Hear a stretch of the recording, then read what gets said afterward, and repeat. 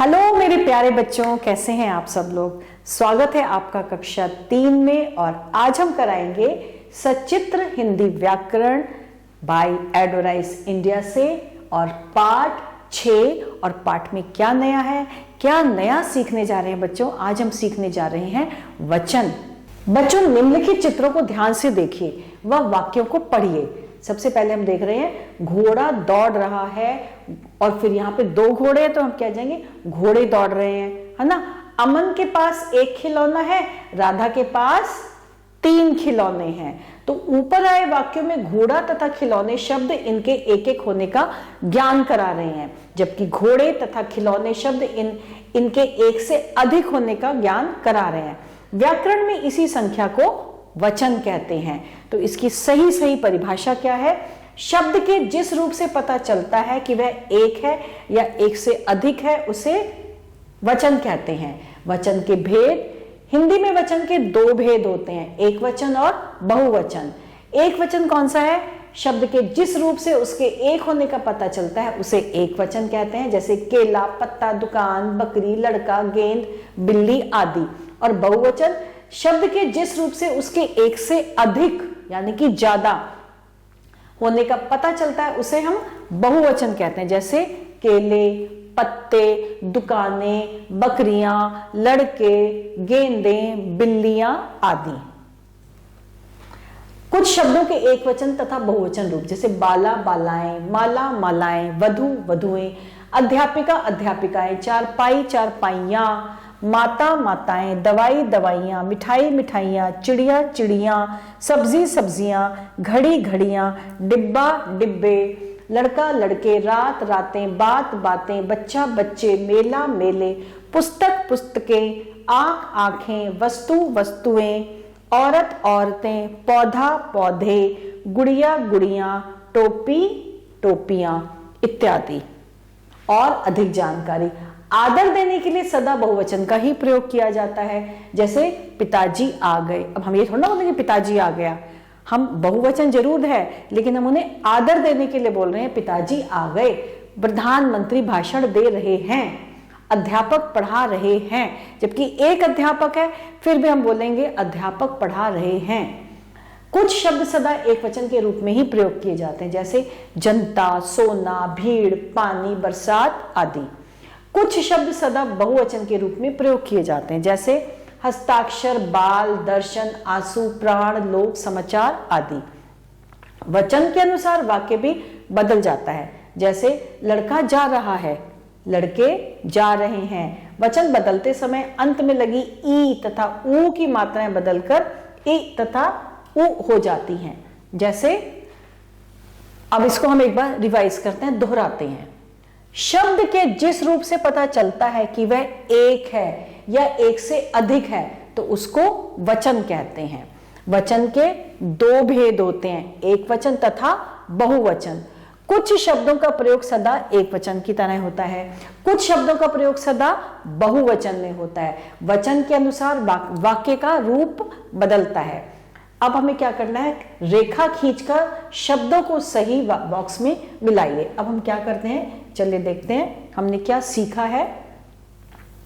जैसे रात है, रात तो एक वचन है तो हमने इधर कर दिया। बुढ़िया, बुढ़िया भी एक वचन है। कपड़े, कपड़े यानी कि बहुत सारे कपड़े, बहुवचन। घोड़े भी बहुवचन। लड़का एक वचन, चूहिया भी एक वचन।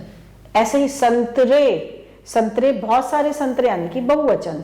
नदी, नदी भी एक वचन, नदियां तो नहीं है ना। गेंदें बहुवचन, स्त्रियां बहुवचन, डिब्बा एक वचन और गधा भी एक वचन। तो इस तरह से हमने शब्दों को सही बॉक्स में मिला दिया वचन को देखकर। और अब चित्रों को देखकर लिखिए कि एक वचन है या बहुवचन। तो बच्चों बताइए ये एक वचन है या बहुवचन। ये बहुवचन है क्योंकि ये 2 हैं, तो हमने यहां पे लिख दिया बहुवचन। इसी तरह चूजा एक है तो ये क्या हो जाएगा, एक वचन। बहुत सारे तो नहीं है ना, तो हमने यहां पे लिख दिया एक वचन। गुब्बारे, बहुत सारे गुब्बारे हैं तो क्या हो जाएगा, बहुवचन। फूल, फूल एक है, फूल ये बहुत सारे हैं, फूल एक है तो ये है एक वचन। ये बहुत सारे हैं तो हम इसको लिख देंगे बहुवचन। घड़ी, घड़ियां नहीं है, एक ही घड़ी है तो हमने इसको लिख दिया एक वचन। तो हमने चित्रों को देखकर एक वचन और बहुवचन करा, और अब है शब्दों के बहुवचन बनाइए। अब हमें शब्दों के बहुवचन बनाने हैं, जैसे कि सबसे पहले है पुस्तक, पुस्तकें, गेंद, गेंदें, आंख, आंखें, गुड़िया, गुड़ियाएं, टोपी, टोपियां, चारपाई, चारपाइयां,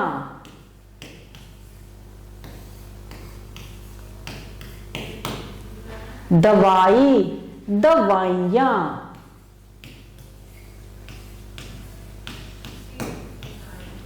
वधू, वधुएं,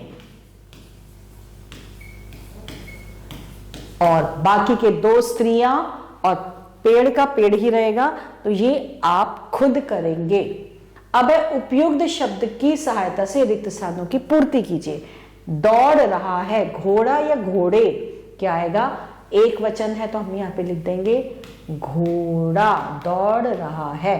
उड़ रही थी, चिड़िया या चिड़िया, चिड़िया, बहुत सारी चिड़िया थी, क्योंकि उड़ रही थी आ गया, यानी कि बहुवचन, चिड़िया उड़ रही थी। कल मेरी आई थी, बहन आई थी या बहनें, बहन, आई थी नहीं लिखा, आई थी लिखा है, तो इसलिए एक वचन है, कल मेरी बहन आई थी। हमने कल देखा, मेला देखा या मेले देखा, हमने कल मेला देखा। तो इस तरह से हमने उपयुक्त शब्द की सहायता से रिक्त स्थानों की पूर्ति करी। और अब वचन बदलकर वाक्य दोबारा लिखे। अब हमें वचन बदलना है। कमरे में चाबी रखी हुई है, तो यहां पे क्या आ जाएगा? कमरे में हमें वचन बदलना है, चाबी की जगह क्या आ जाएगा? चाबियां। कमरे में चाबियां रखी हुई है नहीं आएगा, इसमें बिंदी आ जाएगी। कमरे में चाबियां रखी हुई हैं। बच्चे खेल रहे हैं।